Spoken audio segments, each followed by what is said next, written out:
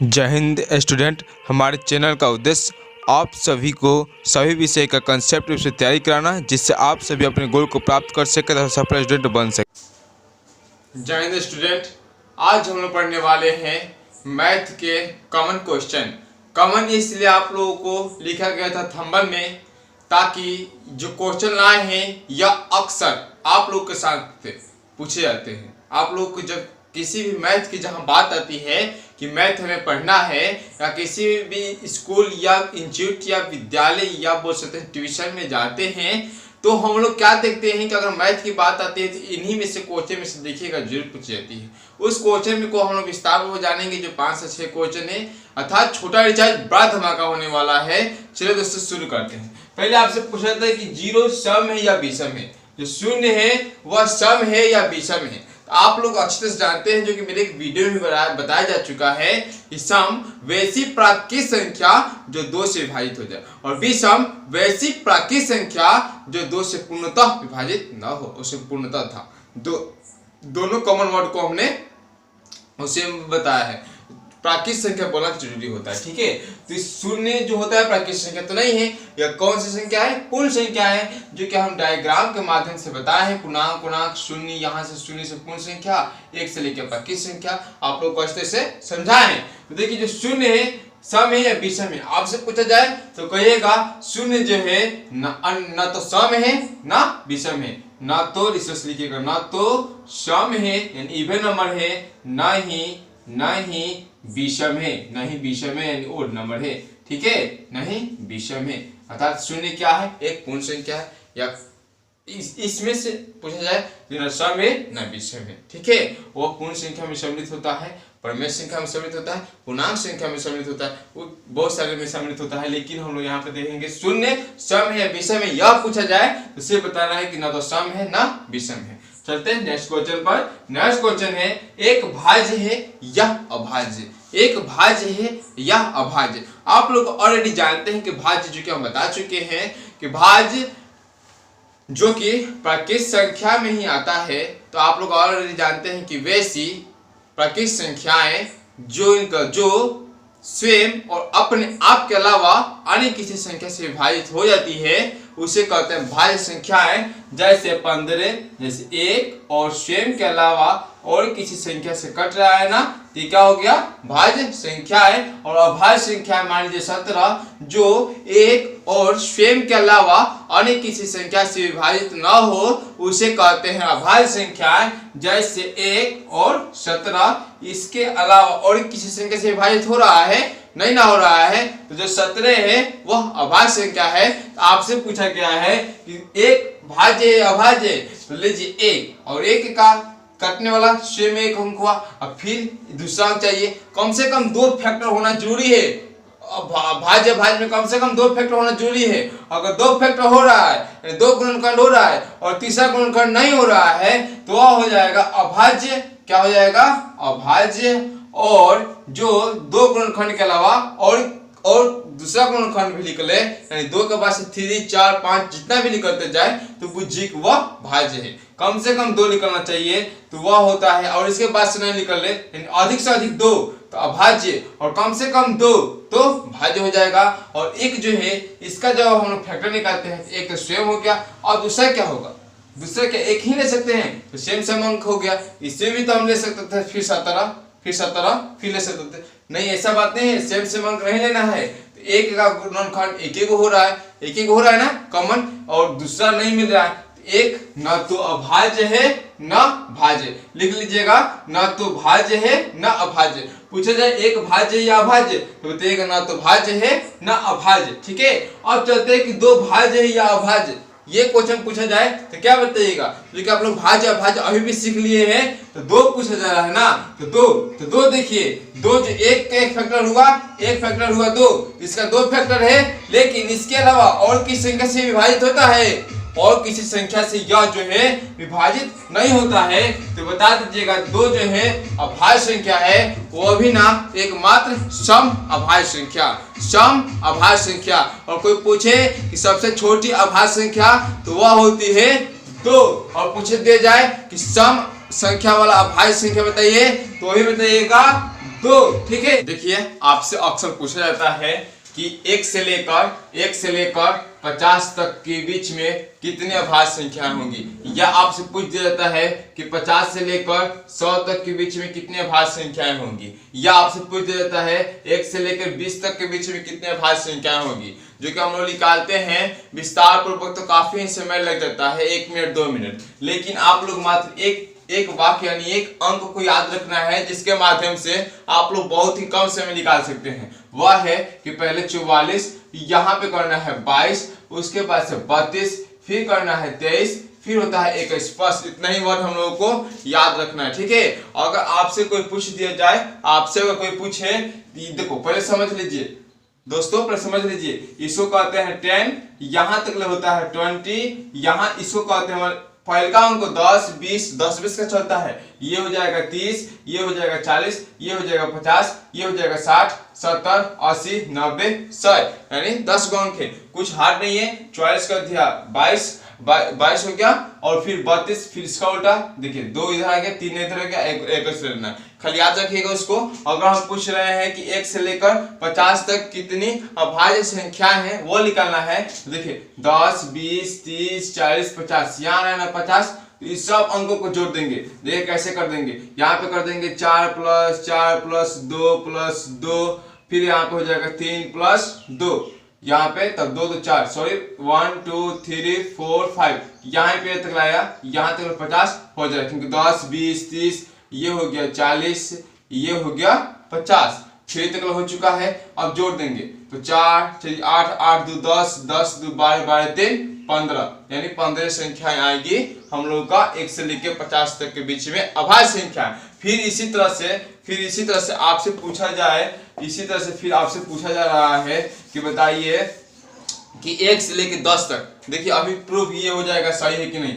1 से लेकर 10 तक के बीच में कितना हुआ, 4 हुआ ना 4, और इस तरह से भी होता है 2 हुआ 3 हुआ 5 हुआ 7 हुआ, और कौन होता है, हाँ 4 ही होता है। ठीक है, अगर हम पूछ दे रहे हैं कि आपको निकालना है 50 से 100 के बीच में, तो 50 तो हमारा हो गया ये 3, और 3 से लेना है, यानी 1 2 3 4 5 6, 50 से 100 के बीच में बोले हैं, इसको छोड़ दिए। अब 2 + 2 + 3 + 2 + 1 कर दीजिए, 2 2 4 4 3 7 7 2 9 9 1 10 होगा 50 से 100 के बीच में। उसी तरह से बोल दिया जाए कि 10 से 20 के बीच में, तो 4 चली 8 होगा अभाज्य संख्याएं। आशा करते हैं कि आप अभाज्य संख्याएं भी निकाल सकते हैं आसानी तरीका से, बिना प्रॉब्लम, बिना गलती किए हुए।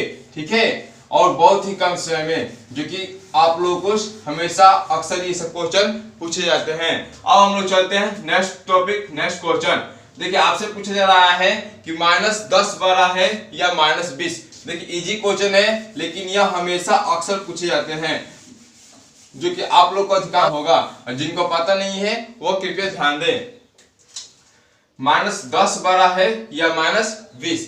ठीक है, तो देखिए -10 पूछा जा रहा है और -20 पूछा जा रहा है, तो इसमें आप लोग का होता है -10 बड़ा। कौन होता है, -10 बड़ा। और देखिए यहाँ पे अगर आपसे पूछा जा रहा है कि -5 बड़ा है कि -20, तो देखिए पहले कौन छोटका अंक है। ठीक है, और ऋणात्मक चिन्ह में जो छोटका अंक होता है वही होता है बड़ा। ठीक है, अन्यथा एक डायग्राम से समझते हैं। यहाँ पे होता है 0, यहाँ 1 2, यहाँ दाईं तरफ जाते हैं तो 1 2 3, और बाएं तरफ आते हैं तो -1 -2 -3, और -∞ तक अनंत तक, और यहाँ पर प्लस अनंत तक। ठीक है, तो देखिए जब हम 0 से दाएं तरफ जा रहे हैं, जितना दूर जा रहे हैं तो अंक बड़ा होते जाता है। ठीक है, और 0 से जब जितना बाएं तरफ जाते जाते हैं अंक क्या होता है, छोटा होता जाता है। जैसे -1 और -3 में कौन बड़ा है, तो -1, क्योंकि ये काफी दूर जा रहे हैं ना, दूर जा रहे हैं तो छोटा हो जा रहा है, ये बड़ा होता है। ठीक है, और एक कि इसमें देखते हैं, तो देखिए एक इधर जा रहे हैं तो 3 और 1 में कौन बड़ा है, 3, इससे जानते हैं। और निगेटिव वर्ड में इनको भी समझ सकते हैं, क्या करो दोनों माइनस से बोला गया है, और जो अंक छोटा हो उसे कह देते हैं बड़ा अंक। ठीक है, आशा करते हैं कि भी समझ गए होंगे। चलते हैं हम अब नेक्स्ट क्वेश्चन है हम लोगों का 5 नंबर क्वेश्चन है कि इसमें से 12 अंक बताना है, यानी भिन्न दिया होता है। देखिएगा कॉम्पिटिटिव एग्जाम में पूछा जाता है, और 12 अंक ज्ञात करने के लिए पूछा जाता है। एक कई तरीके होते हैं, एक तो होता है भाग दे दो, दशमलव में लेकर चलो, उस तरह से होता है। और सेकंड होता है कि इसका एलसीएम निकालो। जैसे आप लोग निकालिएगा एलसीएम 4 3 6 8 क्या निकालिएगा एलसीएम 4 3 और 6 8 का आप लोग निकाल सकते हैं एलसीएम।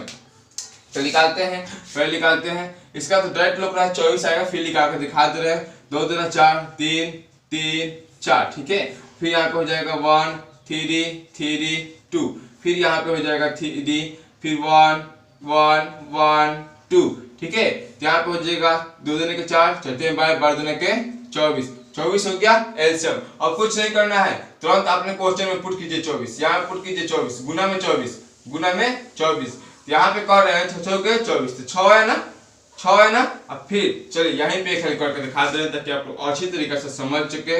24 फिर क्या करना है बराबर देखिए यहाँ पे है 6 और फिर यहाँ पे कर देना है 2/3 गुने 24। तो यहाँ पे किए तो 8 के 24 8 दूना के 16, फिर यहाँ पे किए 5/6 गुने 24 6 चौके 24 5 चौके 20 और फिर यहाँ पे किए 3/8 गुने 24, फिर किए तो 8 के 24 3 के 9। तो 20 से पूछा है 12 अंक, तो देखिए तो 20 16 9 6 9 में कौन बड़ा अंक है तो 20 बड़ा अंक है। इसका मान क्या है 5/6 है, तो इसका आंसर हो जाएगा 5/6। और इसी में पूछे होते कि छोटा अंक कौन है, तो छोटा अंक देखते छोटा अंक 6 है यानी 1/4 हो जाता 1/4 होता। देखिए कितना आसान है। और इसी को पूछा होता आरोही क्रम में चलना, वो भी आसान है। अवरोही का होता तो घटते क्रम, आरोही का होता तो बढ़ते क्रम। कितना आसान है, छोटे से बड़े को चल देते, बहुत ही आसान है। अब चलते हैं नेक्स्ट क्वेश्चन जो कि आप लोग को होमवर्क दिया जा रहा है। वह क्वेश्चन यह है कि पूछा जा रहा है कि 3/4 2/7 1/18 4/9 में छोटा अंक क्या है। छोटा अंक फिर इसका एलसीएम निकालिएगा, फिर उसमें वैसा ही करते चलिएगा और छोटा अंक निकाल कर जरूर कमेंट बॉक्स में बताइएगा ठीक है। जो कि इसी मेथड से हम बता दिए छोटा अंक कैसे निकल जाता है। अब चलते हैं जो कि अक्सर ये क्वेश्चन पूछे जाते हैं कि 11,1111 अंकों में कैसे लिखाएंगे ठीक है। 11,1111 अंक में कैसे लिखाएंगे। तो देखिए जब हम लोग कहते हैं कि 125 करोड़ का मतलब है 125 करोड़ से भारी की जनसंख्या है, चाहे मान लीजिए कि आप लोग चाहे लीजिए ना कि अगर कह सकते हैं कि 1,000 का अगर 5,000 बोल रहे हैं 5,530 लिखा जाएगा। अगर बोल रहे हैं 20,000 ठीक है 20,000 क्या बोल रहे हैं 20,000 2020 दिए हैं एग्जाम्पल की तरफ समझाने के लिए, इसी को समझते हैं ठीक है। तो देखिए 11,1111 तो आप लोग को बताइएगा, इसे लिख सकते हैं कॉमन में 11,1111 जो गलती से होता है इकाई दहाई सैकड़ा हजार 10,000 लाख, इकाई दहाई सैकड़ा हजार 10,000 लाख, ये काफी ज्यादा हो जाएगा ठीक है। एक लिखना गलती हो जाएगा तो आप लोग क्या कीजिएगा 11,000 इकाई दहाई सैकड़ा हजार 10,000 11,000 हो गया। और जब 11 से बोलते हैं यानी 1,000 के जैसे बाद जाते हैं तो आपको बोलना चाहिए ना कि 11,000 एक 12,100 इसे सब बोलना चाहिए ना। तो लेकिन 11 से क्या बोलेंगे जब 11,000 बोल दिए हैं तो 1100 1200 नहीं बोला जाता है। 11,000 1200 कोई 12 दे तब हम 12 से जब हो गया तो 11,000 एक 13,000 हो जाता है 11,000 सॉरी एक 12,000 और 12 से बोले थे 12 से बोले थे जगह चले गए 200। इस तरह से करना है। देखिए यहाँ पे समझिए क्या करने के लिए बोल रहे हैं, यहाँ पे देखिए इसे कर दीजिएगा पहले 11,000 1111 जोड़ दीजिएगा यहाँ पे 1 1 1 2 1 ठीक है। और देखिए यानी देखिए 12,111 गया। अब देखिए 20,000 अंक में लिखना है 20,000 अंक में लिखना है। फिर कर दीजिएगा 20,000 इकाई दहाई सैकड़ा हजार 10,000 20,000 200 का मतलब क्या 100 के 200 देखिए 100 के 10 को क्या होता है 1,000 होता है ठीक है। और यहाँ पे कितना है 20 नोट है वही हो रहा है 20,000 ठीक है। तो जो 20,000 है और फिर कितना का है 20 का है, फिर इसी तरह से जोड़ दीजिए 0 2 0 2 2 कितना आसान हुआ 22,020 हुआ। बहुत ही आसान है जो कि आप लोग इसे समझ सकते हैं ठीक है। ये वाला होमवर्क में जरूर बताइएगा छोटा अंक ठीक है। आशा करते हैं कि आप लोगों को ये जो कॉमन क्वेश्चन दिए हैं समझ में आया होगा, ताकि आपसे अक्सर पूछे जाते हैं आप लोग संपूर्ण तैयारी रहेगा। ये तो कंपटीशन में जरूर पूछे जाते हैं छोटा अंक बड़ा अंक ठीक है। और ये वाला अभाज्य ये वाला पूछे जाते हैं। इसके साथ साथ आप जहां भी गणित की बात होती है ये सब क्वेश्चन पूछे जाते हैं। अगर यह क्वेश्चन आपके लिए फायदेमंद हो तो अपने दोस्तों के पास ज्यादा शेयर कीजिएगा। सब्सक्राइब कीजिएगा, लाइक कीजिएगा। धन्यवाद दोस्तों हमारे साथ बने रहने के लिए।